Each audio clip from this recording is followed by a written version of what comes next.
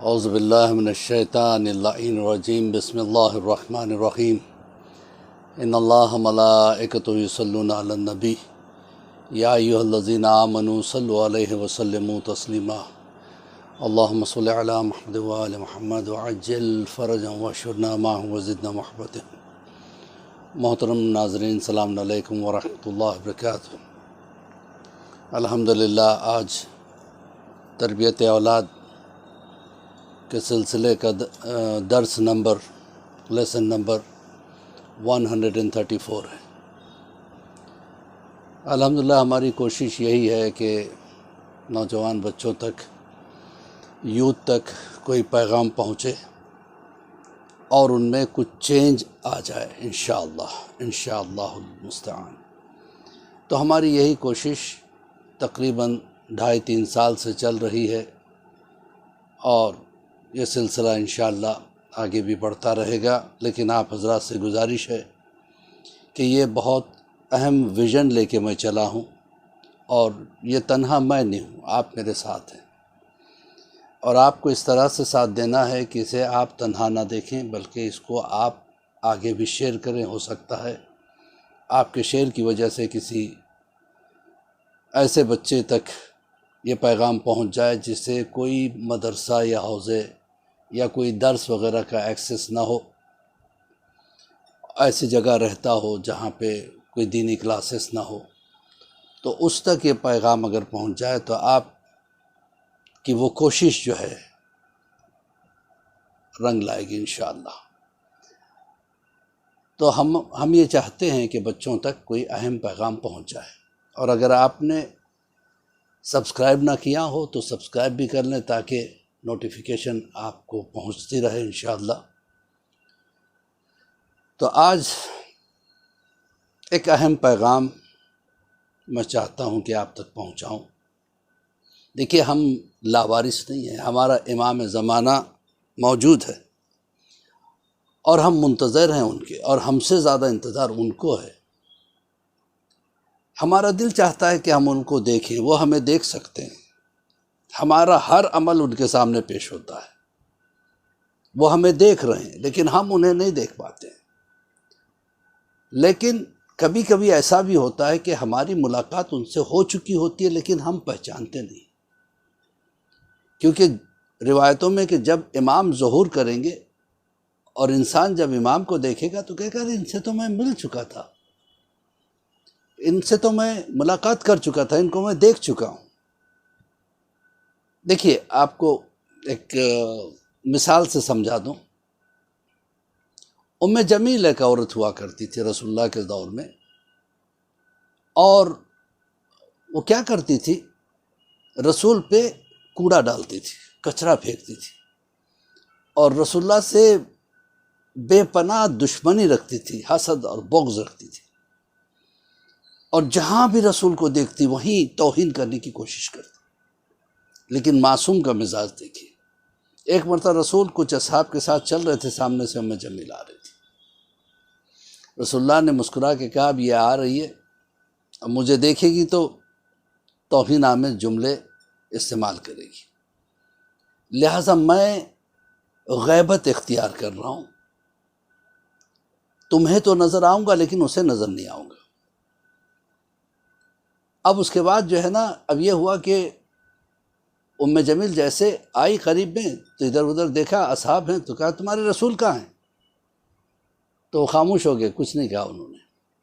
دوبارہ پوچھا کہ ہمیں کیا پتہ وہ کہاں ہیں، کیوں تجھے نظر آتے؟ کہا نہیں، مجھے نظر نہیں آتے، اسی لیے تو پوچھ رہا ہوں۔ اب حیران ہو کہ سب نے رسول اللہ کی طرف دیکھا، رسول اللہ مسکرا رہے ہیں، یعنی رسول سب کو نظر آ رہے ہیں سوائے اس کے۔ یہ ہے اختیار، یہ ہے اتھارٹی ان کی، ائمہ اہل بیت کی۔ اب اس کے بعد وہ چلے گئی تو رسول اللہ سے کہا، آپ تو ہمیں نظر آ رہے تھے، اسے نظر نہیں آ رہے تھے۔ کہ میں نہیں چاہتا تھا کہ وہ مجھے دیکھے۔ تو اس کا مطلب یہ ہوا کہ معصوم اگر چاہے تو وہ نظر آ سکتے، جس کو بھی چاہے نظر آ سکتے، اور نہ چاہے تو کسی کو نظر نہیں آئے۔ تو اب آج کے اس چھوٹے سے کلپ میں جو مقصد ہے وہ یہ ہے بیان کرنے کا، ہمیں کیسے ہونا چاہیے کہ مولا ہمیں نظر آئیں اور ہم انہیں دیکھ سکیں، ہمیں اپنے کردار کو کیسے بنانا چاہیے، کب یہ ممکن ہے کہ ہم دیکھیے ایک بات اور بتا دوں، ایک ہے شخصی غیبت، ایک ہے شخصیت کی غیبت۔ ایک شخص یہاں سے غائب ہے یا موجود نہیں ہے، وہ غائب ہے، وہ کہیں اور گیا ہوا ہے، ہم جانتے ہیں کہ وہ یہاں نہیں ہے، یہ کہتے ہیں شخصی غیبت۔ ایک ہے شخصیتی غیبت، مثلا 10 آدمی بیٹھے ہوئے ہیں یا 50 آدمی بیٹھے ہیں، اس میں ایک ڈاکٹر بھی ہے جس کو کوئی پہچانتا نہیں، تو ڈاکٹر تو ہے بحیثیت شخص، وہ موجود ہے، لیکن بحیثیت شخصیت وہ موجود نہیں ہے، اس کو کوئی پہچانتا نہیں ہے، اس کی شخصیت غائب ہے۔ اگر امام زمانہ بحیثیت شخص غائب ہوتے تو کبھی کسی سے ملاقات نہ کرتے، کوئی ان کو دیکھ ہی نہیں سکتا، لیکن بحیثیت شخصیت غائب ہے، وہ ہم میں ہیں، ہمیں نظر آتے ہیں، لیکن ہم انہیں پہچانتے نہیں ہیں۔ تو عزیزان محترم، وہ کون سا عمل کیا جائے کہ جس سے امام سے بار بار ملاقات ہوتی رہے؟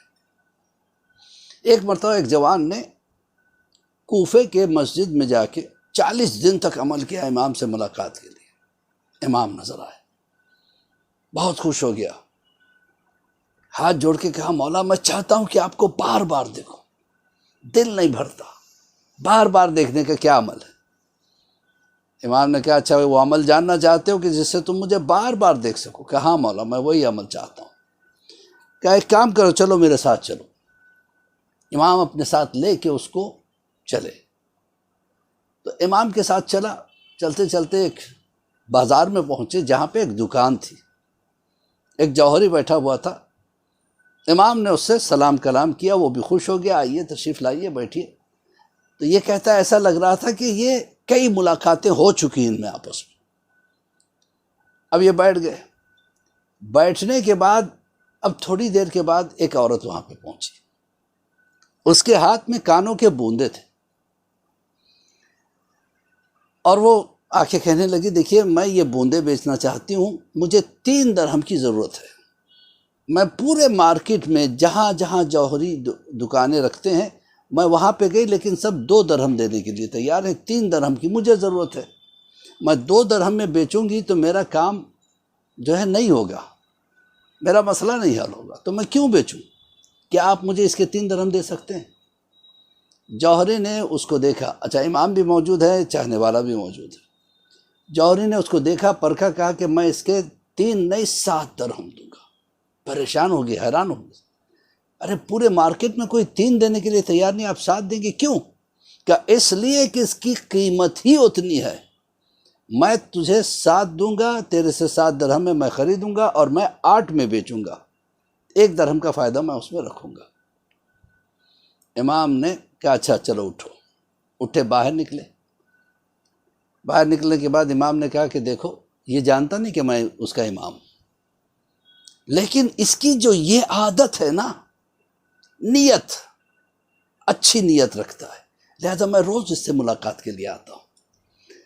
اگر کوئی میرا چاہنے والا یہ چاہے کہ میں چل کے اس سے ملاقات کے لیے آؤں، میں اس سے روز ملاقات کروں، تو وہ اپنی نیت کو صاف رکھے۔